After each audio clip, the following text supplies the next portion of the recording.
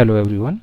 In this video I am going to talk about photoelectric effect, which was discovered by Henry Hertz in 1887 and later explained by Albert Einstein in 1905. Hertz discovered that when a beam of photon hits the metal surface, then the ejection of electrons takes place.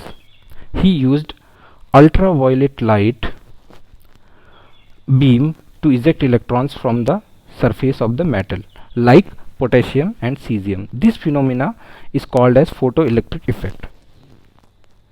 To explain this effect, Einstein proposed that electromagnetic radiation exists as a small packet of energy called as photons, which has energy E is equal to h nu, where h is the Planck's constant, which has value 6.626 into 10 to the power minus 34 joule second, and nu is the frequency of the radiation.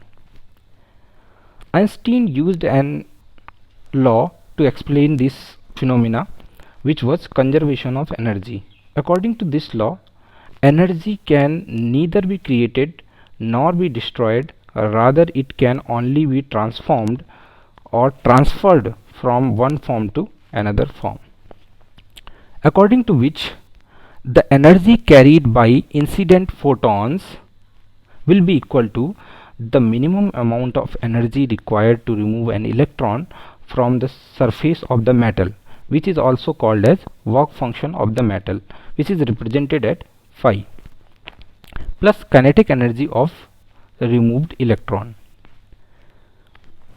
So mathematically it will be equal to h nu equal to phi plus kinetic energy. So again h nu will be equal to h nu naught, which is work function phi, plus half mv square, which is kinetic energy,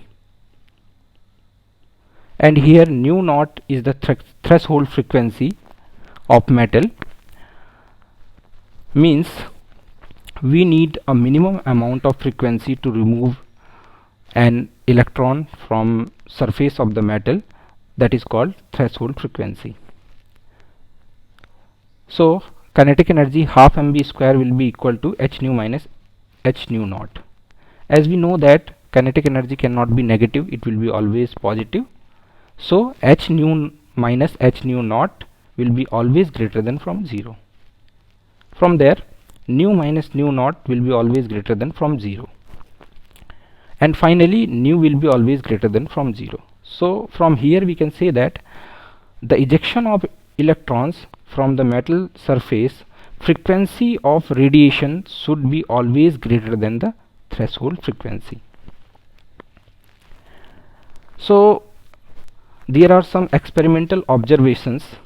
So first, there is no time lag between the striking of light and the ejection of electrons.